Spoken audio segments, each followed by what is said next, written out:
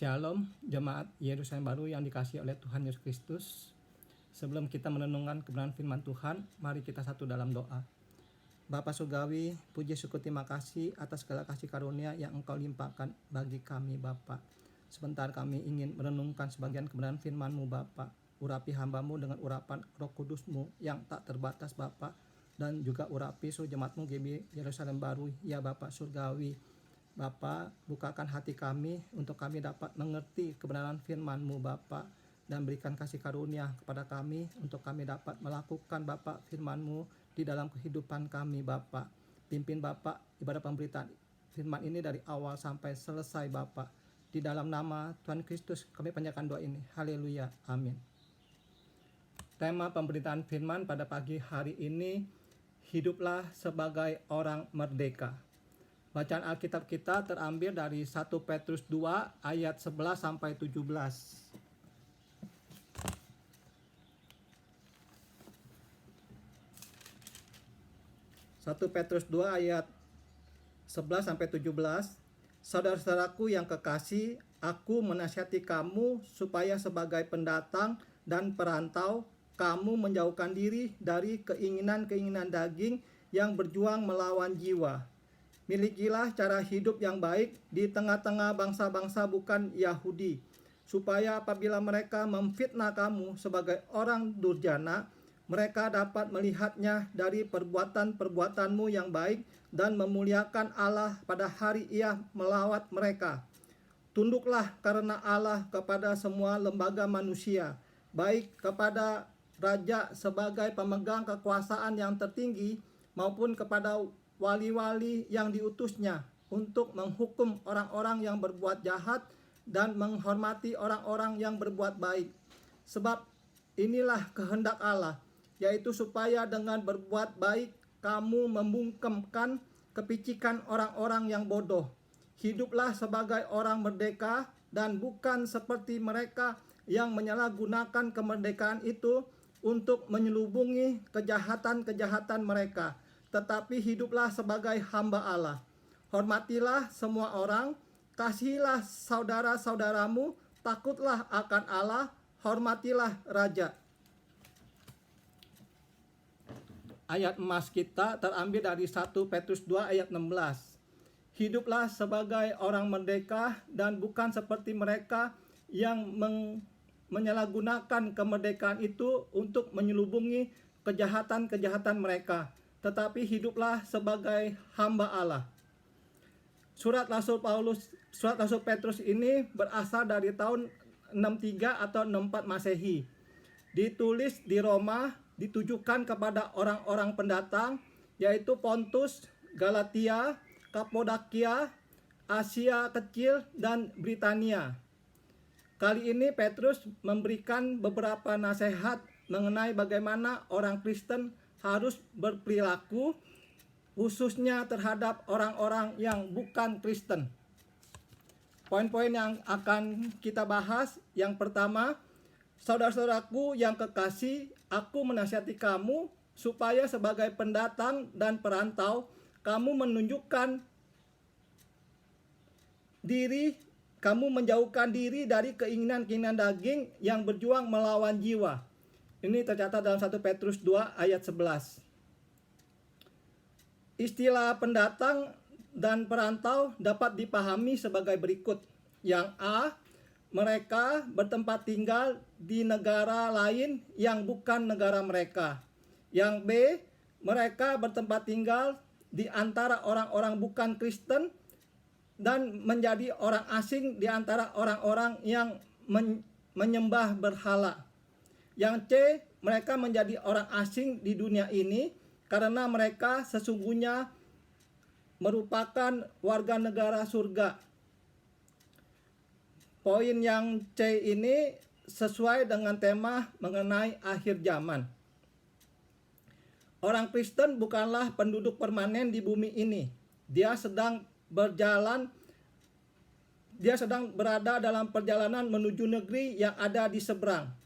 Oleh karena itu, dia tidak boleh melakukan hal-hal yang dapat menghalanginya mencapai tujuan akhirnya. Jangan sampai dia terlalu terlibat dalam perkara-perkara duniawi sehingga tidak dapat luput dari genggamannya.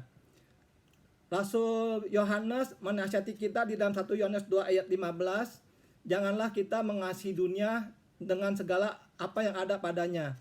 Karena jikalau seseorang mengasihi dunia, kasih akan Bapa tidak ada pada orang itu. Jangan sampai ia mengotorkan dirinya sehingga tidak pantas lagi masuk ke hadirat Allah yang Maha Kudus yang sedang ditujunya. Jauhkanlah dirimu dari keinginan-keinginan daging. Keinginan daging, istilah daging dapat ditafsirkan dengan beberapa cara. Yang pertama, istilah daging dapat diartikan sebagai keadaan jasmani seseorang pada umumnya. Istilah ini tidak dipahami secara khusus sebagai keadaan yang buruk, jahat, atau tidak baik. Jadi istilah daging merupakan keadaan diri seseorang, dan ini arti yang pertama ini nggak bersifat jahat, karena Tuhan Yesus Kristus juga kan berinkarnasi mengambil daging, mengambil tubuh manusia. Arti yang kedua, namun dalam konteks ayat ini, istilah daging juga mengisyaratkan arti dari seseorang yang tanpa pertolongan Allah. Orang selalu cenderung berbuat dosa serta memberontak melawan Allah. Hal ini dapat kita lihat dari pernyataan berikutnya yang mengatakan bahwa keinginan-keinginan daging yang berlawanan dengan jiwa. Jadi yang istilah kedua, keinginan-keinginan daging ini yang bersifat negatif, yaitu hawa nafsu daging. Istilah jiwa dapat diartikan sebagai keadaan rohani seseorang. Jiwa bisa juga berarti hati nurani atau roh, bagian dari diri seseorang yang tunduk atau berserah kepada Allah. Bagian jiwa ini yang dapat berhubungan langsung dengan roh Allah merupakan lawan dari daging, merupakan lawan dari hawa nafsu. Tuhan Yesus Kristus berkata bahwa roh memang penurut, tetapi daging lemah. Ini tercatat dalam Matius 26 ayat 41. Menjauhkan diri dari keinginan-keinginan daging artinya dalam bahasa Yunani, kata kerja menjauhkan diri tidak hanya berarti menahan diri supaya tidak terlibat sesuatu, dalam hal ini hawa nafsu. Kata ini juga berarti menahan diri supaya tidak membiarkan sesuatu atau hawa nafsu menguasai hidupnya. Yang berjuang melawan jiwa artinya karena hawa nafsu selalu bertentangan dengan hati nurani, atau di dalam hati mereka selalu ada perang, yaitu keinginan berbuat baik melawan keinginan berbuat jahat. Kita dinasehati supaya menjauhkan diri dari keinginan-keinginan daging yang berjuang melawan jiwa. Pada saat kita berbuat dosa, hati nurani kita menegur kita. Terkadang kita mengeraskan hati nurani kita, kita mengatakan, nggak apa-apa, semua orang juga melakukannya. Atau kita mengatakan, nggak ada orang yang tahu ini. Atau kita mengatakan bahwa Allah Maha Pengampun. Sehingga hati nurani kita akhirnya menjadi enggak peka, enggak menuduh kita lagi. Akhirnya kita terbiasa berbuat dosa dan akhirnya kita dikuasai oleh dosa atau dikuasai oleh hawa nafsu. Di dalam nas kita ini kita dinasihati jangan sampai kita dikuasai oleh hawa nafsu. Beberapa minggu terakhir atau berapa bulan gitu kan kita dengar berita di mass media gitu, ada seorang wanita yang membakar bengkel motor milik kekasihnya karena kedua orang tua kekasih ini nggak setuju hubungan dengan wanita tersebut, sedangkan wanita tersebut sudah hamil 5 bulan. Akhirnya terjadi pertengkaran yang hebat dan pada malam hari wanita ini mengambil bensin dan membakar bengkel motor milik kekasihnya. 3 orang meninggal dunia, kekasihnya meninggal, kedua orang tuanya meninggal, tetapi 2 adiknya dapat selamat. Kita lihat dari dosa perzinahan akhirnya menjadi dosa pembunuhan. Dari nama wanita ini, dia mempunyai nama yang menunjukkan bahwa dia beragama Kristen. Jadi hati-hati dengan hawa nafsu, jangan sampai hawa nafsu itu menguasai diri kita. Poin yang kedua, milikilah cara hidup yang baik di tengah-tengah bangsa-bangsa bukan Yahudi, supaya apabila mereka memfitnah kamu sebagai orang durjana, mereka dapat melihatnya dari perbuatan-perbuatanmu yang baik dan memuliakan Allah pada hari Ia merawat mereka. Ini tercatat dalam 1 Petrus 2 ayat 17. Cara hidup yang baik artinya cara hidup di sini juga tidak berkaitan dengan kegiatan keagamaan, tetapi berkaitan dengan tingkah laku. Ini merupakan cara hidup yang sesuai dengan kehendak Allah. Orang yang mempunyai cara hidup yang baik tidak dapat ditemukan cacat celah atau dalam sikap dan perbuatannya. Jemaat Kristen disuruh untuk berkelakuan baik bukan untuk kepentingan diri mereka saja. Mereka juga harus berkelakuan baik untuk kepentingan orang yang bukan Kristen, supaya orang tidak percaya itu memuji Allah,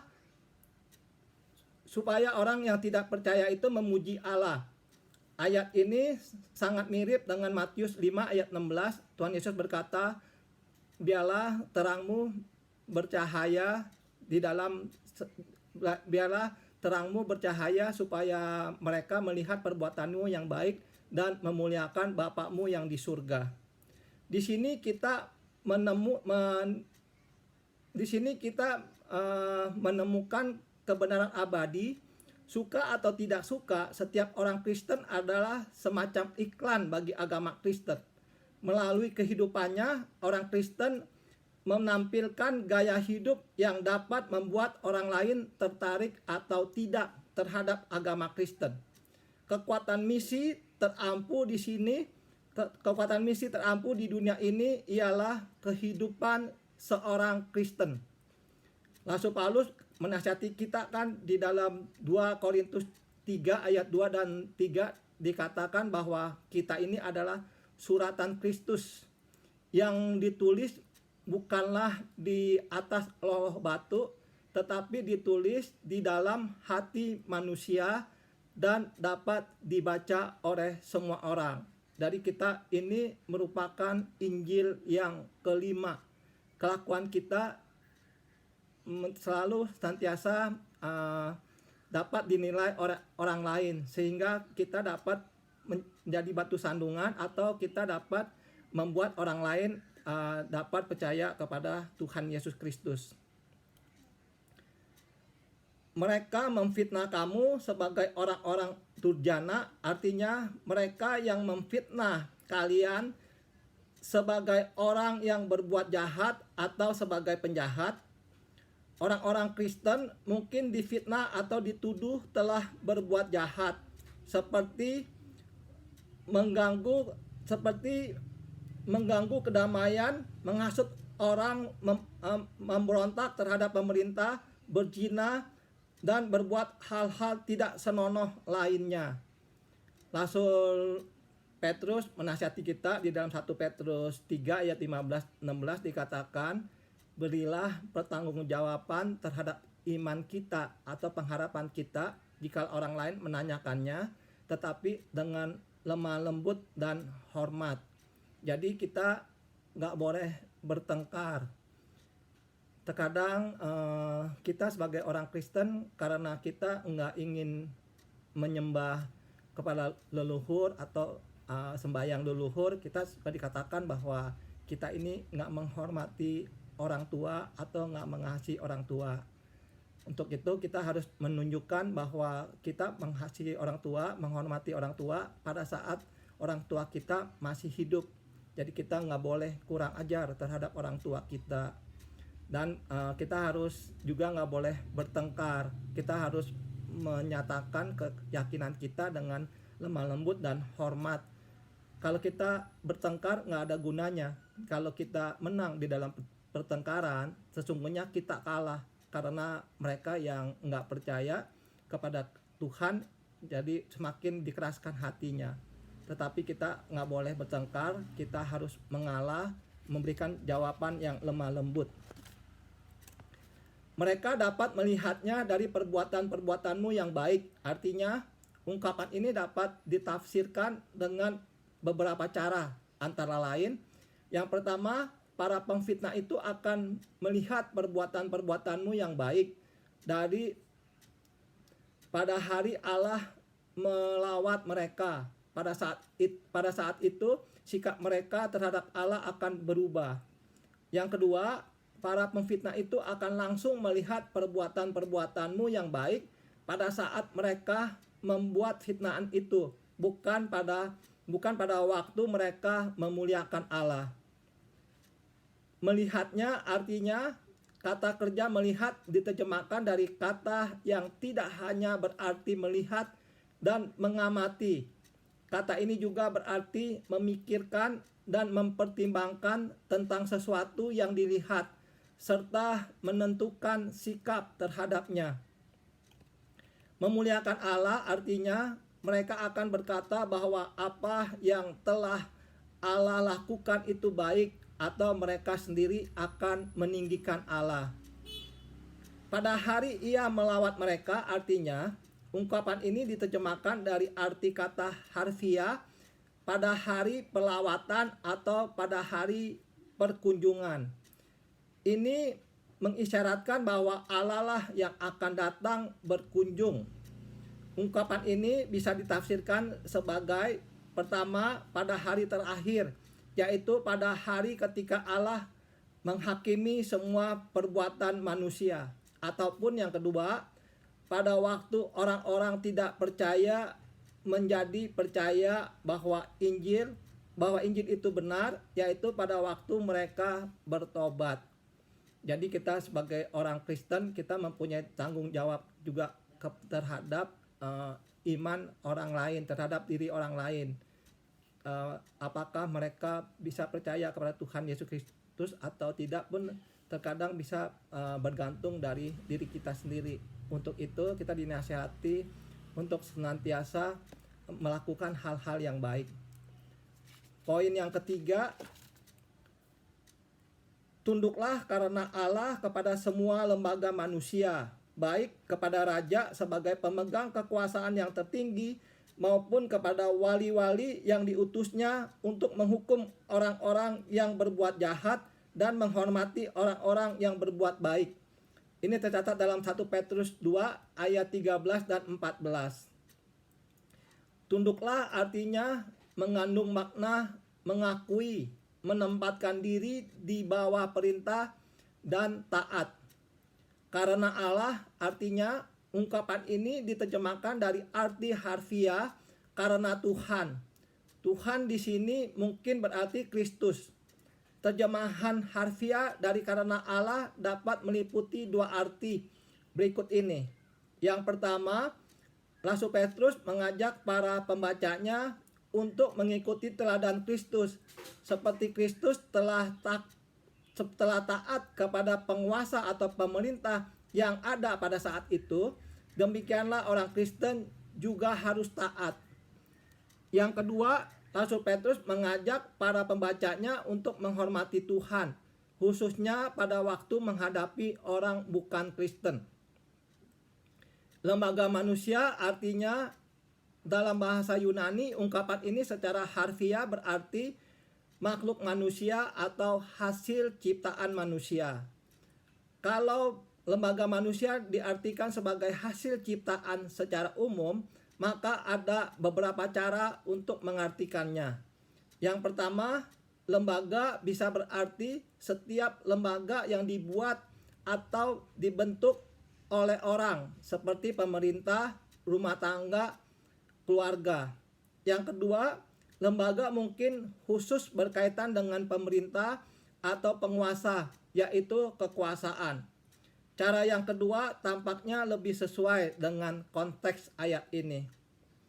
Raja artinya yang dimaksud di sini ialah Kaisar Roma yang menjadi pemegang kekuasaan yang tertinggi pada saat itu. Sebutan ini bukan berarti bahwa dia lebih tinggi dari Tuhan, namun dia lebih tinggi daripada para penguasa lainnya dalam negaranya. Wali-wali dalam arti ini, artinya dalam bahasa Yunani, kata ini berarti para pejabat pemerintah di bawah kaisar. Dalam konteks ayat ini khususnya berarti gubernur-gubernur yang memerintah provinsi-provinsi di wilayah kerajaan Romawi. Diutusnya artinya ini menunjukkan bahwa para pejabat itu bertindak atas kuasa yang diberikan oleh kaisar atau raja.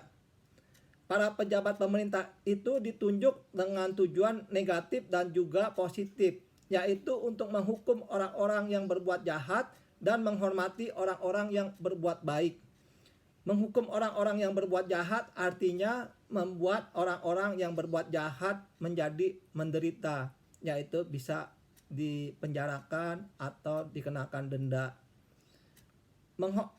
Menghormati orang-orang yang berbuat baik artinya kata-kata ini mungkin berkaitan dengan bagaimana pemerintah negara memberikan pengakuan kepada orang-orang yang baik. Pengakuan ini bisa diberikan dalam bentuk hadiah seperti piagam penghargaan, mahkota kemenangan, maupun kewarganegaraan. Kita sebagai orang Kristen diperintahkan untuk tunduk kepada pemerintah. Di dalam surat Roma dikatakan bahwa tidak ada pemerintahan yang tidak berasal dari Allah. Pemerintahan itu berasal dari Allah dan pemerintah itu harus bertanggung jawab juga kepada Allah pada akhirnya. Poin yang keempat, sebab inilah kehendak Allah, yaitu supaya dengan berbuat baik kamu membungkam kepicikan orang-orang yang bodoh. Ini tercatat dalam 1 Petrus 2 ayat 15. Sebab inilah kehendak Allah.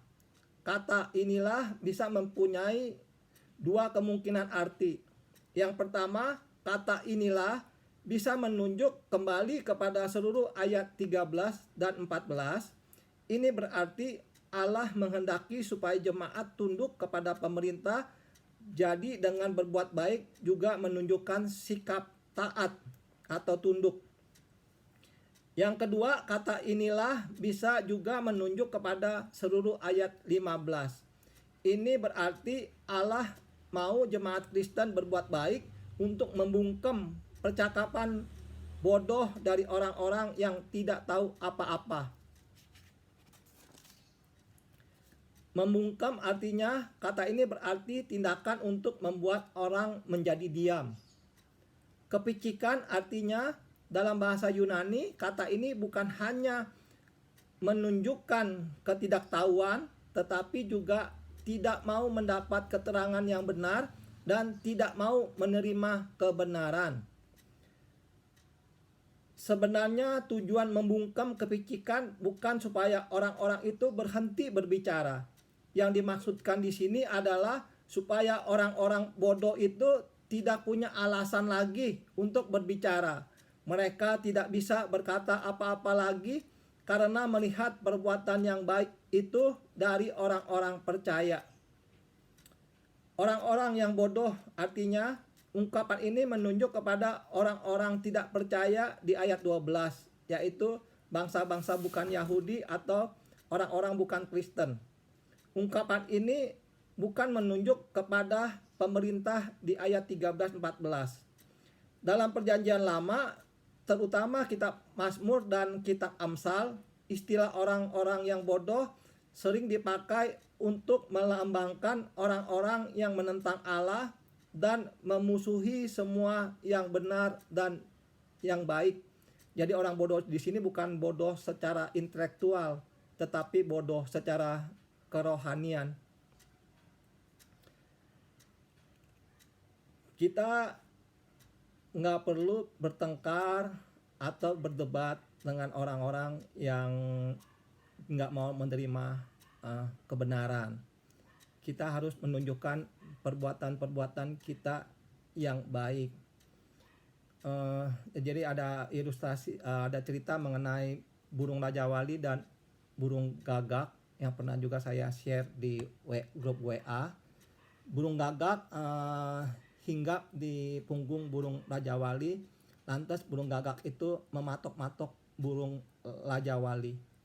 Burung Raja Wali itu enggak mengibaskan badannya supaya burung gagak itu jatuh, lantas burung Raja Wali itu menyerang burung gagak.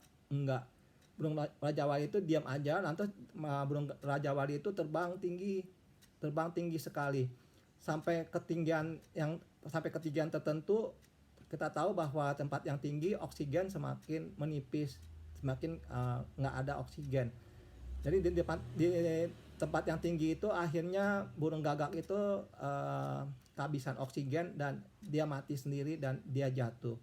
Demikian juga kita orang Kristen, dengan membungkam orang-orang yang nggak mau menerima kebenaran, kita nggak usah berdebat, kita tunjukkan saja perbuatan yang baik, kesalehan hidup kita.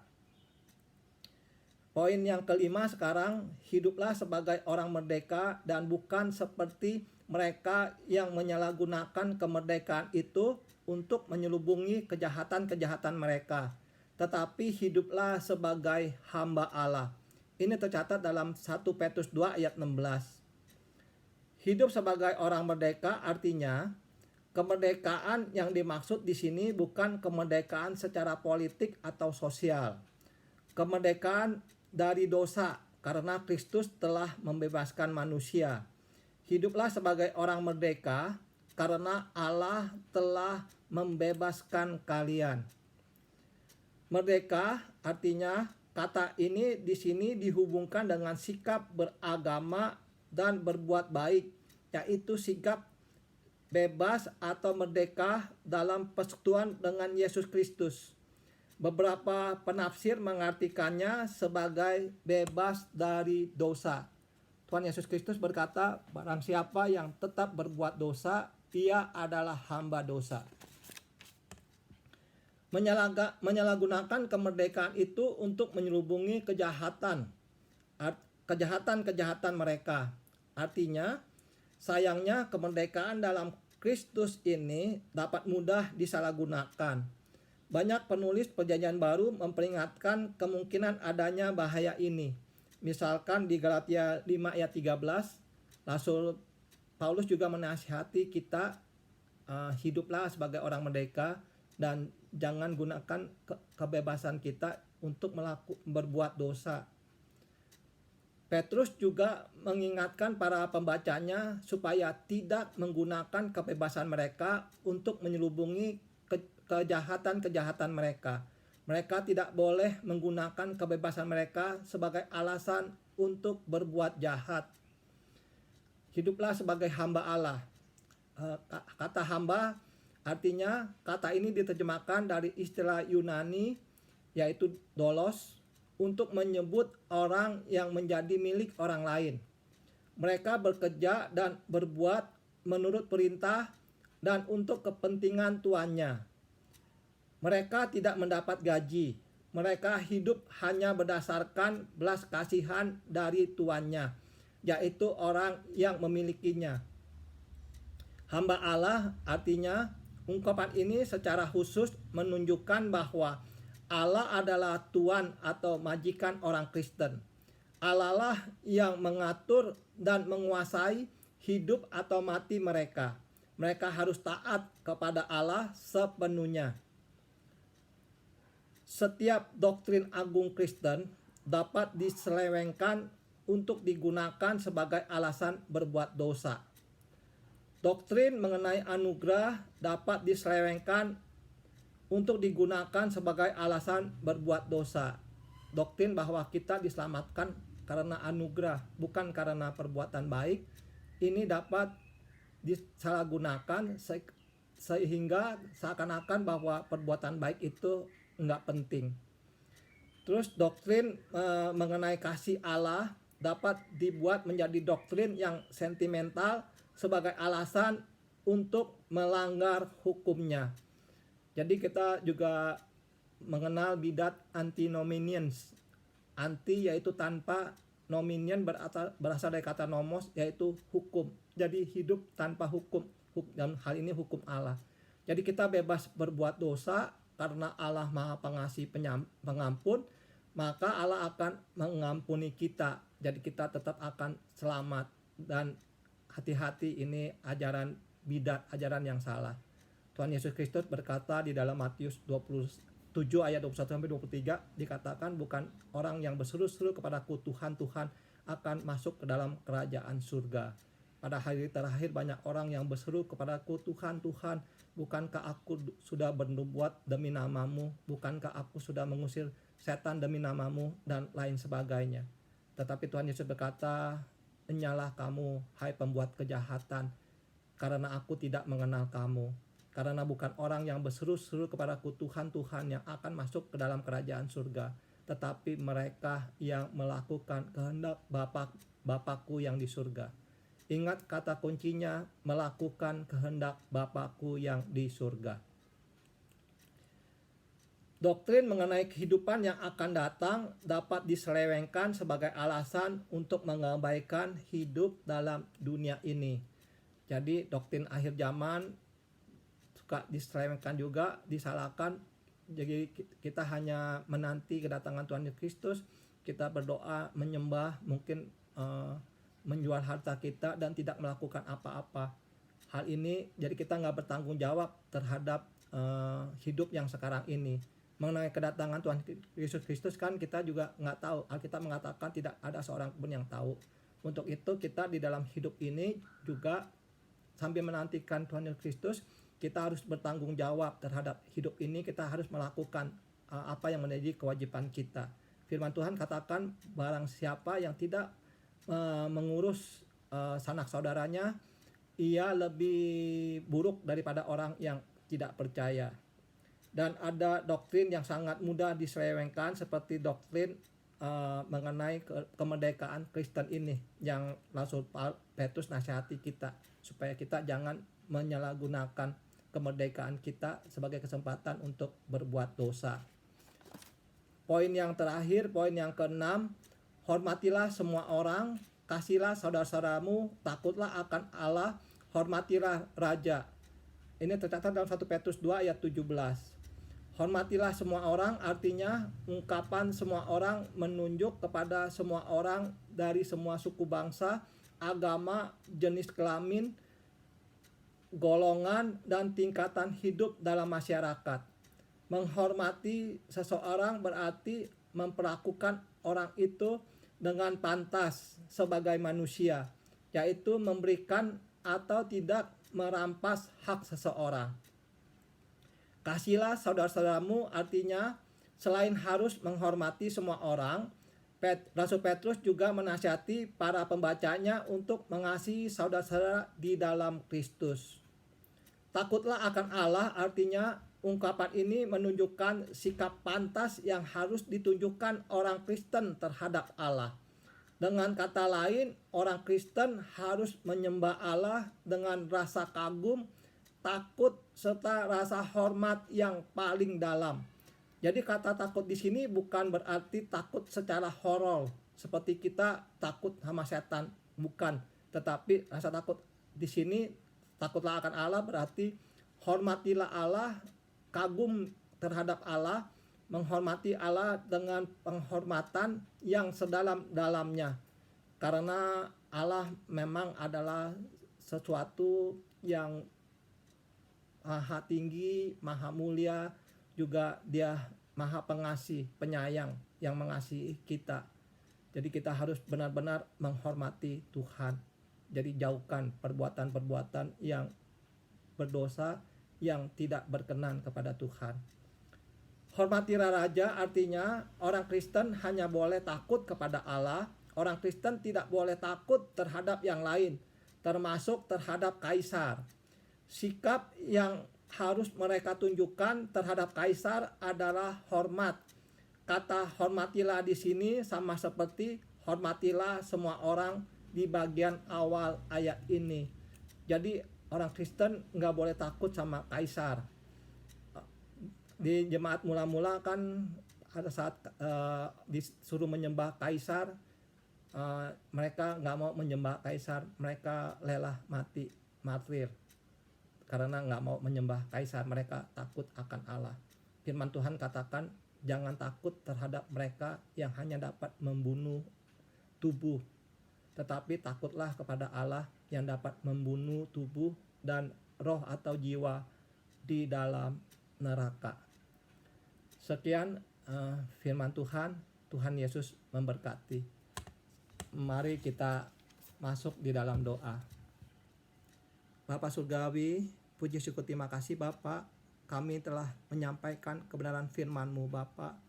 Biarlah Roh Kudus-Mu Bapa yang menjelaskan Bapa, jikalau ada hal-hal yang jemaat-Mu kurang mengerti Bapa, dan juga biarlah Roh Kudus-Mu Bapa yang menggerakkan hati kami Bapa, untuk kami Bapa dapat benar hidup Bapa, merdeka ya Bapa Surgawi, tidak lagi Bapa dibelenggu Bapa oleh dosa Bapa, juga tidak lagi Bapa terikat Bapa akan dunia ini ya Bapa Surgawi. Bapa, biarlah kami hidup Bapa sebagai hamba Allah ya Bapa Surgawi, yaitu Bapa hidup kami sepenuhnya kami persembahkan Bapa kepada Engkau, karena Engkau layak Bapa menerima segala persembahan hormat kami ya Bapa Surgawi. Dan biarlah hidup kami ini ya Bapa Surgawi dapat menjadi kesaksian bagi orang-orang yang tidak percaya Bapa, sehingga pada saat Engkau melawat mereka Bapa, mereka dapat bertobat Bapa, dan juga memuliakan Engkau Bapa. Dan juga Bapa, kami harus berhati-hati Bapa terhadap berbagai macam doktrin atau pengajaran Bapa yang tidak sesuai dengan kebenaran firman-Mu Bapa, sehingga kami tidak tertipu Bapa, sehingga kami tidak menyelubungi Bapa kemerdekaan yang Kau berikan bagi kami sebagai kesempatan untuk berbuat dosa Bapa, karena kami mengerti akan kebenaran firman-Mu dan kami takut akan Engkau, menghormati Engkau Bapa dengan penghormatan yang paling dalam ya Bapa Surgawi. Bapa, terima kasih, dalam nama Tuhan Kristus kami panjatkan doa ini. Bapak Ibu saudara kekasih, mari kita mengangkat kedua belah tangan kita. Bapak Ibu saudara yang sekasih, terimalah berkat daripada Allah Bapa, kasih karunia dari Tuhan Yesus Kristus, dan persekutuan dengan Roh Kudus akan menyertai Bapak Ibu saudara kekasih mulai siang hari ini sampai Maranatha Tuhan Yesus datang kedua kali menjemput kita sekalian. Amin.